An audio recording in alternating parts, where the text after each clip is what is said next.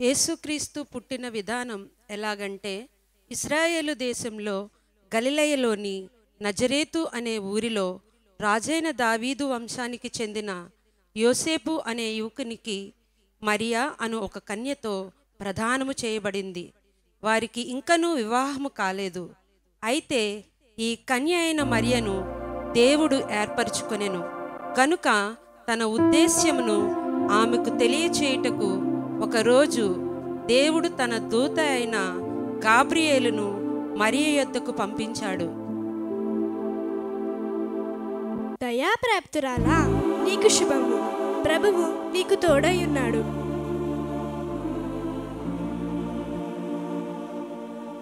వచ్చారు మరియా, నేను గాబ్రియేలు అను దేవుని దూతను. దేవుడు నన్ను నీ వద్దకు పంపించాడు.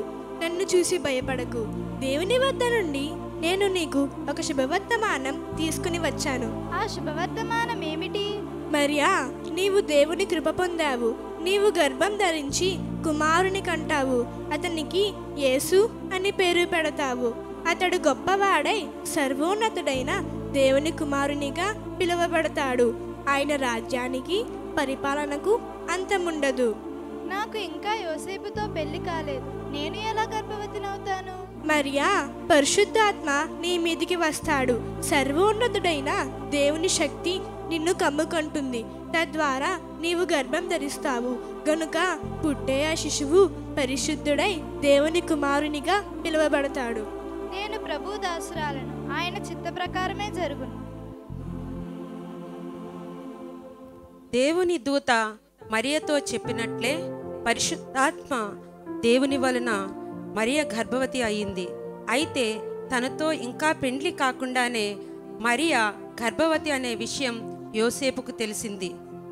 మరియ ఎంతో గుణవతి అని, దైవభక్తి గల స్త్రీ అని నమ్మి ఆమెను ప్రదానం చేసుకున్నాను. కానీ నేను వివాహం చేసుకోకుండానే ఆమె ఎలా గర్భం ధరిస్తుంది? ఆమె ఎవరితోనైనా అక్రమ సంబంధం పెట్టుకుందా? లేదు, ఆమె చాలా మంచిది. అసలు ఏం జరిగిందో, ఎందుకు జరిగిందో నాకు అర్థం కావడం లేదు. నా వలన కాకుండా వేరొకరి వలన ఆమె గర్భం ధరించిందని తెలిస్తే మత పెద్దలు ధర్మశాస్త్రం ప్రకారం ఆమెను రాళ్లతో కొట్టి చంపుతారు. ఆమెను అలా అవమానపరచడం నాకు ఇష్టం లేదు. ఇప్పుడు నేనేం చేయాలి? దేవుడే నాకు ఏదో మార్గం చూపించాలి. యోసేపు నీతిమంతుడు గనుక మరియను అవమానపరచక రహస్యముగా ఆమెను విడిచిపెట్టాలనుకున్నాడు. అయితే ఇది పరిశుద్ధాత్మ వలన జరిగిన కార్యమనే విషయం యోసేపుకు తెలియచేయుటకు స్వప్నమందు ప్రభువు దూత అతనికి ప్రత్యక్షమయ్యాడు. యోసేపు, ఓ యోసేపు, మరియను నీ భార్యగా అంగీకరించుటకు భయపడవద్దు. ఆమె పరిశుద్ధాత్మ వలన గర్భం ధరించింది. ఆమె ఒక కుమారుని కంటుంది. ప్రజలను వారి పాపముల నుండి ఆయనే రక్షిస్తాడు. కనుక అతనికి యేసు అని పేరు పెట్టాలి. ఇదిగో, కన్యక గర్భవతి అయి కుమారుని కనును అని యెషయా ప్రవక్త తెలిపిన మాటలు గుర్తు చేసుకొనుము. ఇది దేవుని కార్యం గనుక మరియను నీ భార్యగా చేర్చుకొనుము. అయ్యో, ఎంత పాపం చేశాను! పవిత్రురాలైన మరియను అనరాని మాటలు అన్నాను. దేవుని చిత్తం నాకు వ్యతిరేకంగా మాట్లాడాను. దేవా, తెలియక పాపం చేశాను. అపార్థం చేసుకొని మరియ విషయంలో తప్పుగా మాట్లాడాను. నన్ను క్షమించుము. నేను ఇప్పుడే వెళ్ళి మరియను నా భార్యగా స్వీకరిస్తాను. ఆ రోజుల్లో కురేనియా, సిరియా దేశాలను కైసరు ఔగస్తు పరిపాలిస్తున్నాడు.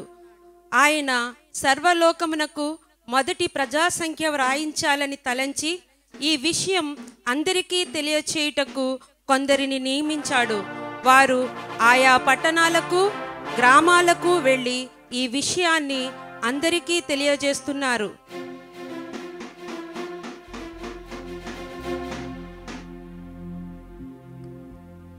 వినండహో!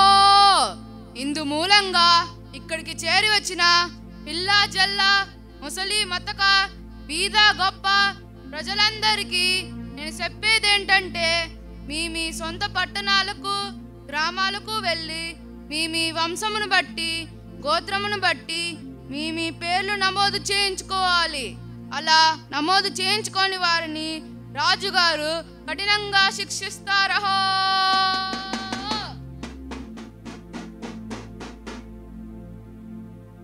యోసేపు మరియను తన భార్యగా స్వీకరించాడు గనుక ఇప్పుడు వారిద్దరూ ఈ ప్రజా సంఖ్యలో పేర్లు వ్రాయించుకొనుటకు బెత్లెహేం అను గ్రామానికి వెళ్ళాలి.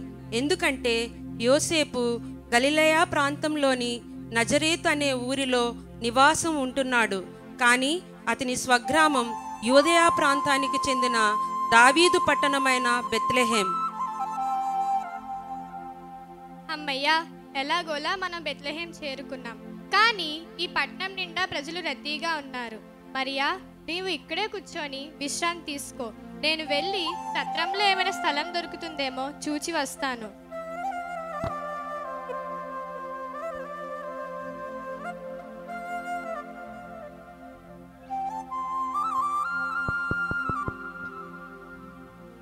అయ్యా, నా భార్య నిండు గర్భవతి. ఈ రాత్రి విశ్రాంతి కోసం మాకు కొంచెం స్థలం ఉంటే ఇవ్వగలరా? లేదు బాబు, లేదు. ఇప్పటికే సత్రం అంతా జనులతో కిక్కర్సుంది. దయచేసి ఎవరైనా ఇంటిలో స్థలం దొరుకుతుందేమో ప్రయత్నించండి. మరియా, ఇంకెవరి ఇంట్లోనైనా స్థలం దొరుకుతుందేమో ప్రయత్నిద్దాం. దేవుడు మనకు తప్పక సహాయం చేస్తాడు. అయ్యా, లోపల ఎవరైనా ఉన్నారా? తలుపు తీయండి. ఎందుకయ్యా తలుపులు అంత గట్టిగా తడతావు? లోపల పిల్లలు నిద్రపోతున్నారు. అయ్యా, క్షమించండి. నా భార్య నిండు గర్భవతి. మీరు కొంచెం సహాయం చేయగలరా? అయ్యయ్యో, అలా వీధిలోనే కూర్చోబెట్టావే. అరే, ఇప్పుడు ఎలా? మా ఇంటిలో కూడా తలం లేదు. కానీ మా ఇంటి వెనకతల ఒక పశువుల పాక ఉంది. మీకు అభ్యంతరం లేకపోతే ఉండవచ్చు. అలాగేనండి.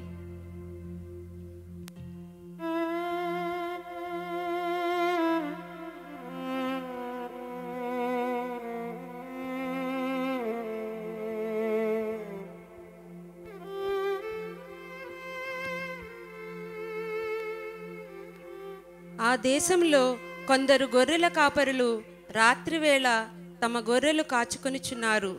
దేవుని దూత వారికి ప్రత్యక్షమై ప్రభువైన క్రీస్తు జననం గురించి వారికి తెలియజేశాడు.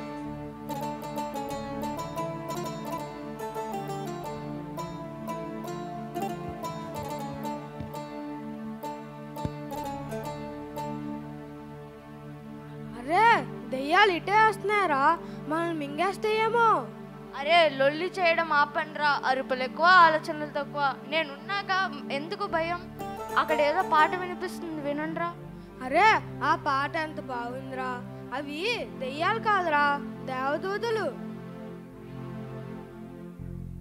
భయపడకుడి. ఇదిగో ప్రజలందరూ తెలుసుకోవాల్సిన మహా సంతోషకరమైన శుభవార్తను నేను మీకు తెలియజేయుచున్నాను. దావీదు పట్టణములో ఈరోజు ఒక రక్షకుడు పుట్టాడు. ఆయన ప్రభువైన క్రీస్తు. ఆయనను గుర్తుపట్టుటకు నేను మీకు ఒక ఆనవాళ్ళు చెబుతాను. ఒక శిశువు పొత్తిగుడ్డలతో చుట్టబడి ఒక తొట్టెలో పరుండబెట్టి ఉంటాడు. అరే, దావీదు పట్టణంలో రక్షకుడు పుట్టాడంట్రా. మనము ఆ బాబు దగ్గరికి వెళ్ళి మన కానుకలు సమర్పించుకుని వద్దాం. మాట్లాపి బయలుదేరండ్రా. పదండి, పోదాం. రెండయ్యో రక్షకుడు పుట్టెను. రెండయ్యో రక్షకుడు పుట్టెను. రక్షకుడు చూడను రక్షణాలు పొందను. రక్షకుని చూడను రక్షణాలు పొందను. యేసుక్రీస్తు పుట్టినప్పుడు ఆకాశంలో ఒక వింత నక్షత్రం కనిపించింది. ఈ నక్షత్రమును గుర్తుపట్టిన కొంతమంది తూర్పు దేశపు జ్ఞానులు దాని విషయమై తెలుసుకోవాలని దానిని వెంబడిస్తూ తన ప్రయాణం ప్రారంభించారు. ఎవరు మీరు? చూస్తుంటే నాకులాగే ఖగోళ శాస్త్రజ్ఞుల్లా ఉన్నారు. మీరు ఊహించినట్లే నేను ఖగోళ శాస్త్రజ్ఞుడినే. ఇదేదో చాలా విచిత్రంగా ఉంది. నేను కూడా ఖగోళ శాస్త్రజ్ఞుడినే. చాలా సంతోషం. మీకు ఆకాశంలో ఏదైనా నక్షత్రం కనిపించిందా? దాన్ని వెంబడిస్తూనే నేను ఇలా వచ్చాను. నేను కూడా ఆ నక్షత్రమును వెంబడిస్తూనే ఇలా వచ్చాను. ఇదేదో చాలా వింతగా ఉంది. నాకు కూడా ఆ నక్షత్రం త్రోవ చూపగా ఇలా వచ్చాను. మన ముగ్గురికి ఒకే నక్షత్రం దారి చూపింది. మన ముగ్గురం దానినే వెంబడిస్తూ ప్రయాణిద్దాం. మనం యెరూషలేం చేరుకున్నాం. ఇది యూదా ప్రాంతానికి చెందినది. ఇది రాజైన హేరోదు రాజు పరిపాలిస్తున్నాడని నాకు తెలుసు. రాజాదిరాజుగా పుట్టిన ఆ మహనీయుడు తప్పక ఈ రాజమందిరంలోనే జన్మించి ఉంటాడని. కాబట్టి మనం హేరోదు రాజును కలుద్దాం, పదండి. మరైతే ఇంకెందుకు ఆలస్యం, హేరోదు రాజు దగ్గరికి వెళ్దాం, పదండి. ఈ జ్ఞానులు క్రీస్తునొద్దకు నడిపిస్తున్న నక్షత్రమును వెంబడించకుండా అజ్ఞానంతో తమ స్వంతంగా ఆలోచించి స్వంత ప్రయత్నాలు చేసి ఒక పెద్ద సమస్యకు కారణమయ్యారు.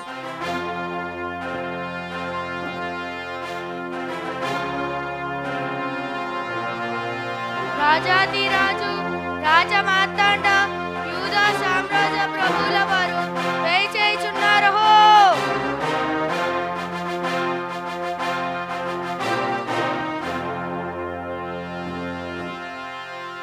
జేము జేము మహారాజా, జేము జేము.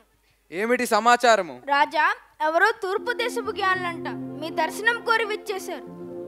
వారిని ప్రవేశపెట్టుము.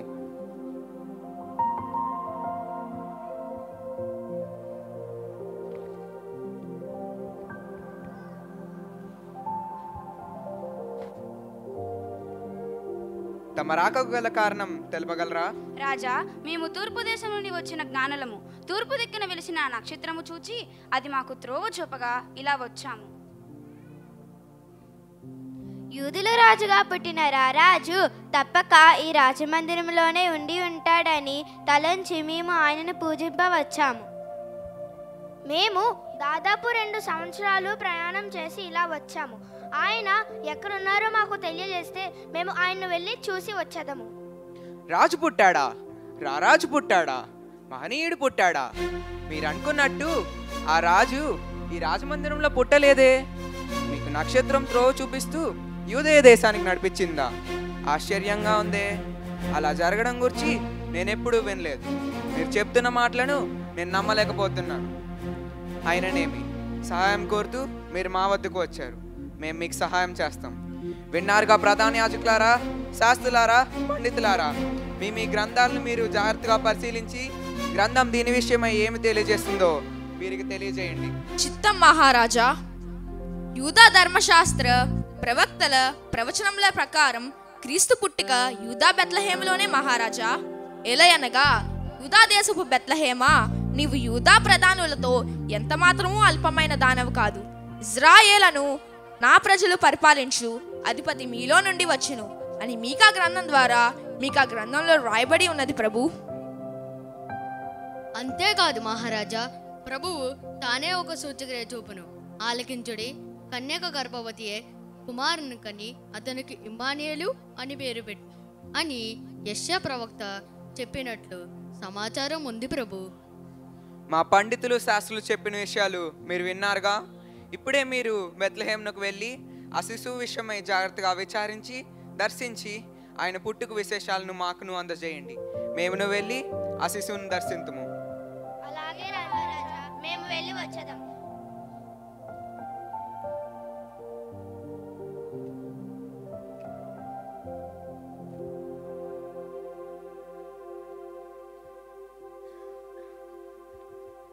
అసంభవం! నేనుండగా వేరొక రాజు పుట్టడమా? వాడు బతికి బట్ట కట్టడమా? ఈ జ్ఞానులు వెళ్ళి ఆ శిశువుని కనుగొని మాకు సమాచారం తెస్తారు కదా. అప్పుడు వాడు శిశువుగా ఉండగానే ముక్కలు ముక్కలుగా నరికి వేస్తాను.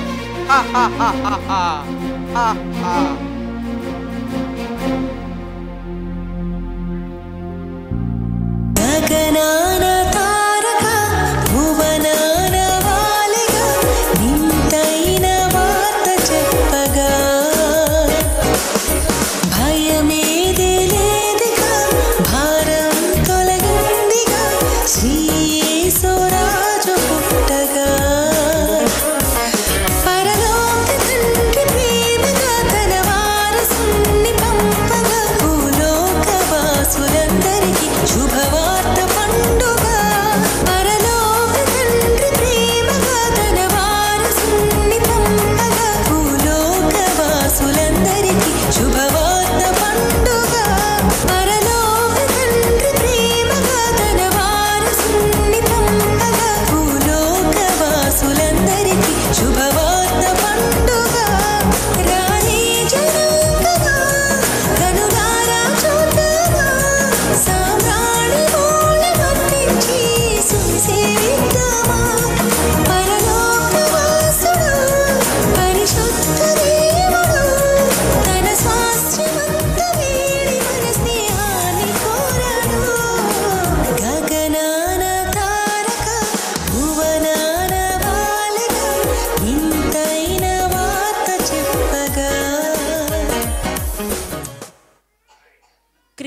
దర్శించుకున్న జ్ఞానులకు దేవుని దూత హేరోదు చేస్తున్న కుట్రను తెలియజేశాడు. అందువలన జ్ఞానులు తిరిగి హేరోదు రాజు వద్దకు వెళ్లకుండా వేరొక మార్గమున తమ తమ దేశాలకు వెళ్ళిపోయారు. జ్ఞానులు తనను మోసగించారని హేరోదు కోపముతో 2 సంవత్సరాల కంటే తక్కువ వయసున్న పిల్లలందరినీ చంపించాలనే పన్నాగం వేశాడు. కానీ ఈ విషయం దేవుని దూత ముందుగానే యోసేపు మరియలకు తెలియజేసిన కారణంగా వారు రహస్యంగా ఐగుప్తు దేశము వెళ్ళి అక్కడ కొంతకాలం ఉన్నారు. హేరోదు మరణించిన తరువాత వారు తిరిగి నజరేతుకు వచ్చి అక్కడ నివసించారు. యేసు నజరేతులో పెరిగి పెద్దవాడయ్యాడు. ఇంతటితో ఈ క్రిస్మస్ కబురు అను నాటిక ముగిసింది. కానీ క్రీస్తు నిరంతరం మనతో తోడుగా ఉన్నాడు. ఆమేన్. Happy Christmas.